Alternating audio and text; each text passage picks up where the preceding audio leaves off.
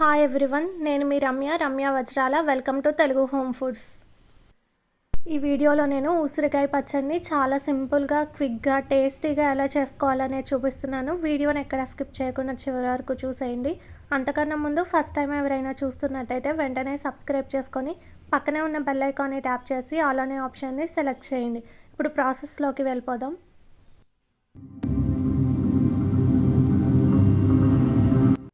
ఈ ఉసిరికాయ పచ్చడిని ప్రిపేర్ చేసుకోవడం కోసం ఉసిరికాయలని తీసుకొని వాటిని నీట్గా వాష్ చేసుకున్న తర్వాత తడి లేకుండా పూర్తిగా ఆరనివ్వాలి. తర్వాత స్టవ్ మీద ప్యాన్ పెట్టుకొని ఒక 2-3 టేబుల్ స్పూన్స్ వరకు ఆయిల్ని వేసుకొని ఈ ఆయిల్లోకి ఆ ఉసిరికాయలన్నింటినీ వేసుకోవాలి. ఇప్పుడు స్టవ్ని లో టు మీడియం ఫ్లేమ్లోకి అడ్జస్ట్ చేసుకొని వీటిని నిదానంగా గోల్డెన్ బ్రౌన్ కలర్ వచ్చే వరకు ఫ్రై చేసుకోవాలి.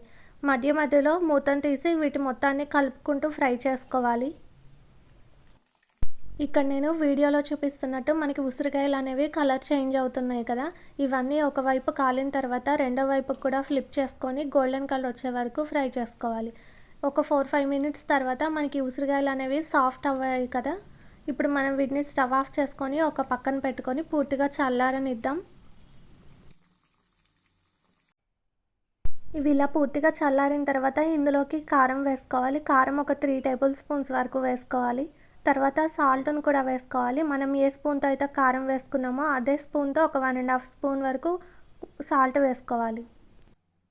తర్వాత పసుపు ఒక 1/2 టేబుల్ స్పూన్ వరకు వేసుకొని ఇప్పుడు ఇందులోకి 1 టేబుల్ స్పూన్ వరకు ఆవపిండిని వేసుకోవాలి. ఒక 1/2 టేబుల్ స్పూన్ వరకు మెంతిపిండిని వేసుకోవాలి. ఇప్పుడు ఇందులోకి ఉడకపెట్టి పెట్టుకున్న చింతపండు గుజ్జును వేసుకోవాలి. ఇప్పుడు ఈ చింతపండు గుజ్జు, ఆ పసుపు, ఉప్పు, కారం ఇదంతా కలిసే వరకు కలుపుకోవాలి.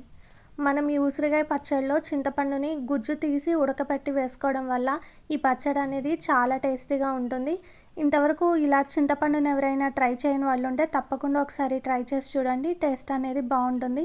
ఇలా కలుపుకున్న ఈ ఉసిరికాయ కారంకి పోపును పెట్టుకుందాం. ఈ పోపు అనేది ఆప్షనల్ అండి. నచ్చిన వాళ్ళు పెట్టుకోవచ్చు. లేదు అనుకుంటే దాన్ని అలా ఒక పూటంతా ఊరనిచ్చిన తర్వాత దాన్ని ఒక గాజు సీసాలోకి స్టోర్ చేసుకోవచ్చు.